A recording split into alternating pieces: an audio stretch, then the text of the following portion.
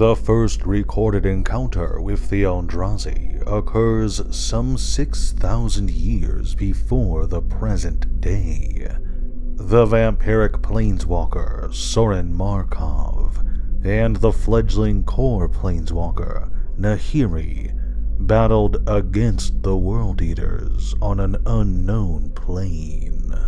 Ultimately, the Eldrazi proved to be too much even for two godlike planeswalkers, and in the end, that world and its few survivors were reduced to nothing, with Sorin and Nahiri fleeing before they met the same fate. This pair was approached by Ugin, the spirit dragon, who confided in them that he had been studying the Eldrazi for some time.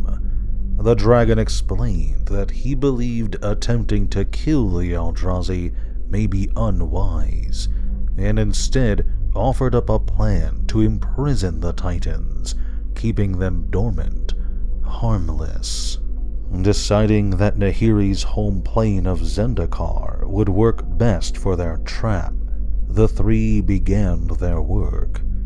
Ugin and Nahiri worked together to create countless hedrons, nodes that would channel mana to function as a prison, while Sorin used his magic to lure the Titans to Zendikar. This plan was a success. The Eldrazi approached Zendikar, where they manifested in physical form. The people of the world fought back against the invaders. Merfolk and core, angels and monsters united to defend their world. And as they fought, the Hedron array was activated, and the Eldrazi were rendered dormant, their plane-bound bodies rendered as stone. With the world devourers imprisoned, Nahiri the Lithomancer vowed to keep watch over them, and Sorin and Ugin in turn vowed to come to her aid should the Titans ever break free. With the final lock of the Hedron network, the Eye of Ugin, in place, the three parted ways, and the Eldrazi, trapped in stasis, slumbered. Some hundreds or thousands of years would pass without incident. The Eldrazi rested harmlessly within their prison and, over time, the memory of these beings became distorted, and they were instead known as the great gods of different Zendikari cultures. To the merfolk, Ulamog, Kozilek, and Emrakul became known as Ula, Kozi, and Emiria, the gods of the deep sea, trickery, and the sky respectively.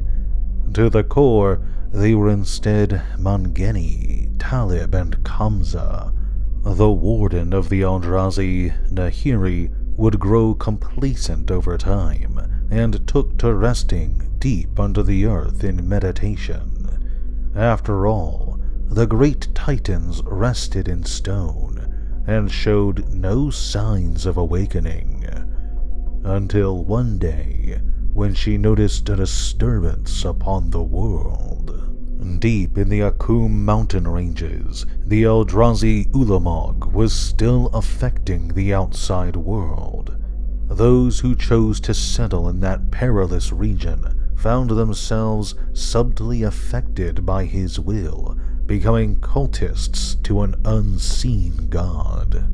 These cultists got to work disrupting the Hedron network, and while this wasn't enough to free the Titans, it did allow for their brood to manifest on Zendikar once again. The drones that were let loose swarmed across the world, even attacking the very cultists that provided their freedom, with the few survivors finding themselves changed, becoming the first 12 vampires of Zendikar.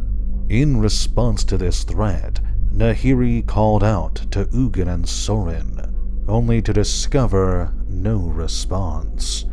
Regardless, the Lithomancer got to work, vanquishing the Eldrazi drones, repairing the damage to the Hedron network, and, Zendikar secure once more, she departed to search the multiverse for her missing allies. It had been almost 6,000 years since their imprisonment, an imprisonment that promised to last forever. But the Hedrons decayed, the network weakened. Nahiri had not returned from her search for the others, and, in her absence, nobody maintained the Eldrazi's prison. And so the Titans began to stir, and in response to their rumblings, the Royal of Zendikar, the plane's natural defense against invasion, became more active, causing devastation throughout the world. For unknown reasons, the Elder Dragon Planeswalker, Nicol Bolas, sought to free the Titans. To this end, he set in motion schemes that would ensure that the seal on the Eldrazi would be weakened. Bolas stationed his servant, the Planeswalker Sarkhan Vol, at the Eye of Ugin, and manipulated two more Planeswalkers, the Mind Mage Jace Beleren and the Pyromancer Chandra Nalaar, to venture there as well, and a battle between the three broke out. The presence of three Planeswalkers at the Eye of Ugin, combined with Chandra's use of the invisible ghost flame of Ugin himself, served as the key to the Hedron network's lock. And so, even after the three departed, the Titans that had been held at bay for thousands of years broke loose. The Eldrazi had risen again. But the Titans themselves were not free. Not yet. Unsealing the Eye of Ugin only permitted the smallest extensions of the Titans, their broods, to break loose and begin wreaking havoc across Zendikar. Not too long after, Sorin Markov returned to Zendikar and took note of the situation. Markov would team up with a planeswalker native to Zendikar, one Nissa Ravane, and together the pair and their various traveling companions, goblins, a madwoman, and even the vampire Anawan, would make their way to the Eye of Ugin. Here, Sorin intended to keep his vows and re-secure the Titan's prison. But Nissa, who had come to distrust Markov, believed that if the Titans were unleashed, they would simply depart from Zendikar. So, Nissa destroyed the central Hedron, the final keystone holding the Eldrazi in stasis. Of course, Nissa's assumption was incorrect, and the three Eldrazi Titans resumed their apocalyptic march across Zendikar.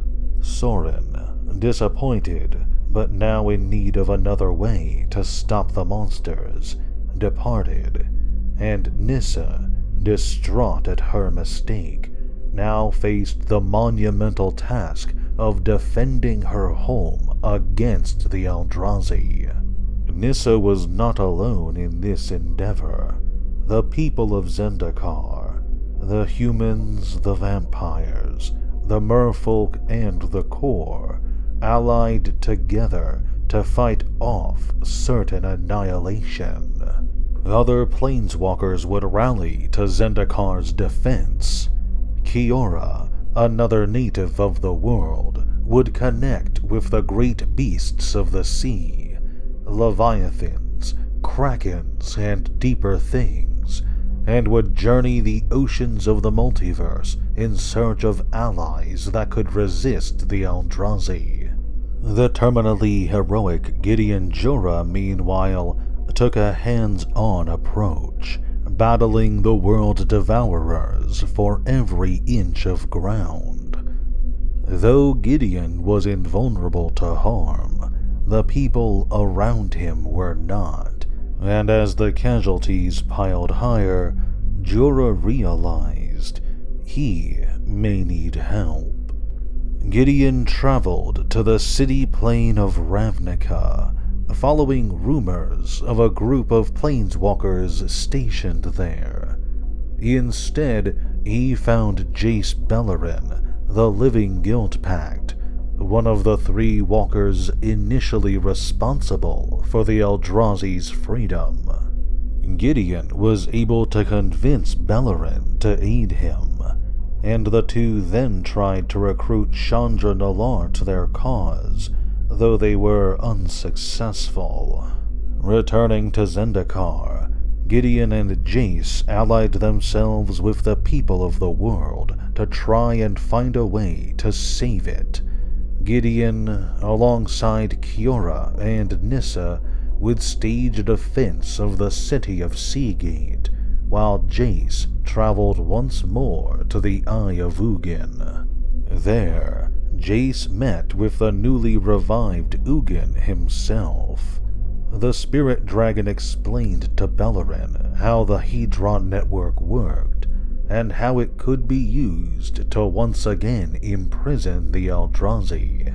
Jace would take what he learned back to his allies, and together they arranged a circle of Hedrons around Ulamog, stopping the Eldrazi Titan. However, when victory seemed so close, and the nightmare at last seemed over, a shadow struck.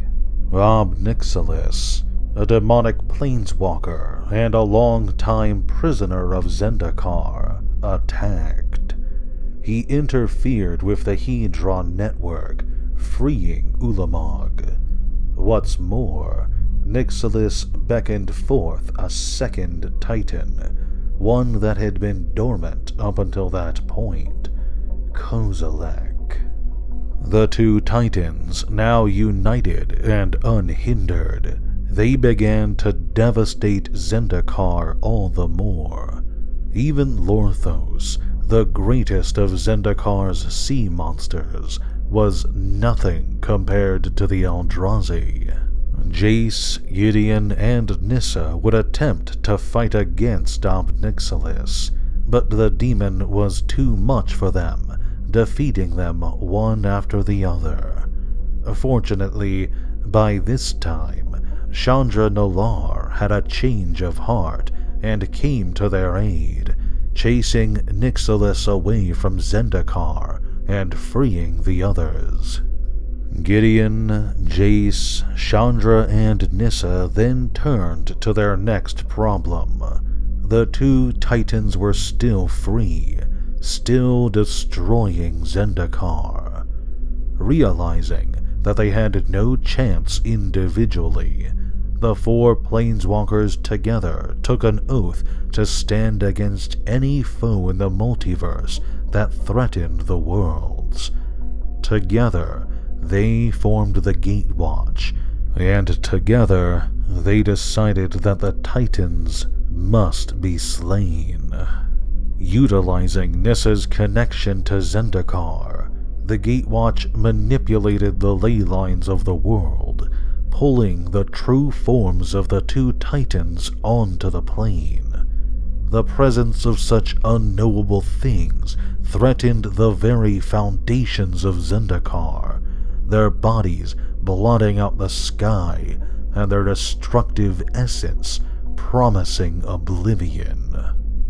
But as Zendikar pulled the Titans inward, it also poured out all of its mana through the ley lines, mana that Chandra harnessed and used to burn Ulamog and Kozilek in one great, glorious conflagration.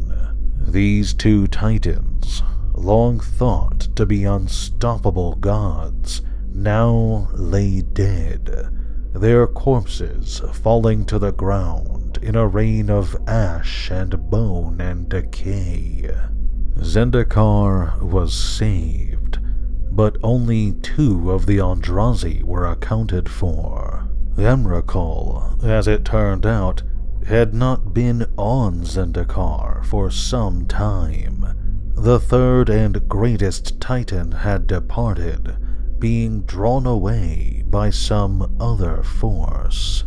Across the blind eternities, on the world of Innistrad, Nahiri the Lithomancer, who had so long ago sealed the Eldrazi away, sought to use them now as a weapon of revenge.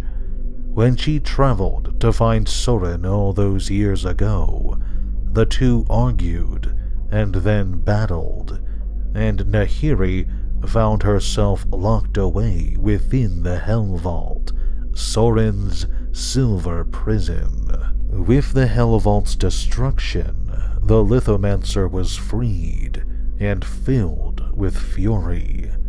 Believing Zendikar to have fallen, the core settled on revenge and used her lithomancy to manipulate the ley lines of Innistrad, channeling the plane's mana to attract Emrakul. This same process drove many of the angels of Innistrad, including its archangel, Avacyn, to madness. The angels turned on the innocent populace, slaughtering those they came across. But insane as she was, Avacyn was still a pillar of balance, and her existence still served to protect Innistrad. Emrakul, though drawn to the plane, was unable to enter while Avacyn lived. Sorin, who had himself created Avacyn, attempted to restrain and repair his wayward angel, but her madness was too great, and she could not be stopped. Consumed by grief, Sorin unmade his own greatest creation, in the process removing the last defense Innistrad had. As Sorin battled and lost against Nahiri, Emrakul descended, and her power began to consume the world. The people of Innistrad, who had already suffered so much, found themselves afflicted by Emrakul's madness, with those who fell transforming into horrifying abominations. The Eldrazi's affliction spared none. Be it human, werewolf, vampire, or even angels, the weak-willed found themselves transforming into members of Emrakul's monstrous horde. The people mounted a defense at the city of Thraben, with Church Cathars fighting alongside the monsters of the night against Emrakul's servants. These defenders were joined by the Gatewatch, as well as the Moonfolk planeswalker Tamiyo, and Liliana Vess, who commanded a zombie army against Emrakul. Initially, the Gatewatch attempted to replicate their feat from Zendikar, but they were unsuccessful. Emrakul's mental corruption weighed on them, and Jace, in desperation, took the Gatewatch's minds under his own mental protection. Within his own mind, Jace tried to plan a new strategy against Emrakul, and he found himself contacted by another being, taking the form of an angel, Emeria, the god worshipped on Zendikar. This was Emrakul, making contact with Jace, the Gatewatch, and Tamiyo for her own ends. Confused by her presence and her words, Jace nonetheless formed a plan. Back in the real world, Jace instructed Nissa and Tamiyo to seal Emrakul away, though this attempt initially failed. In desperation, Tamiyo used one of her scrolls, a scroll she swore to never use, and the spell contained within was powerful enough to contain Emrakul, the final and greatest Eldrazi Titan within Innistrad's silver moon. After the battle had concluded, however, Tamiyo revealed that the spell in the scroll had changed, and that she herself was in fact taken over by Emrakul. For unknown reasons, the Eldrazi manipulated the Gatewatch into sealing her.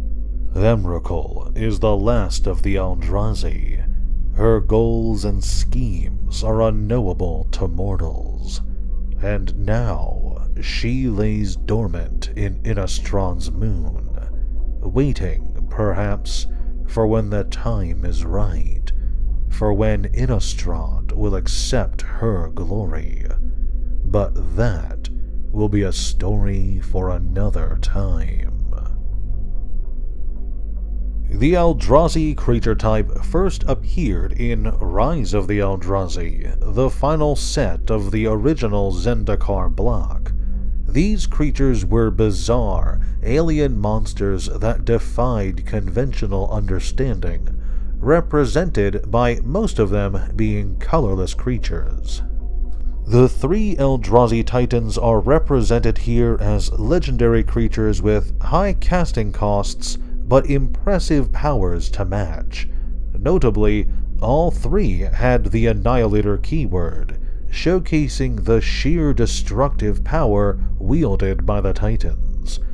In later blocks, these three Titans would receive new cards, weaker than the originals certainly, but still phenomenally powerful. Alongside the Titans, numerous lesser Eldrazi cards have also been printed, with some being all-stars across several different formats. Now, Kozilek and Ulamog are dead, so it's unlikely that we'll be seeing more of them in the future. As for Emrakul, well, she lies in wait in the moon, not gone, and certainly not forgotten.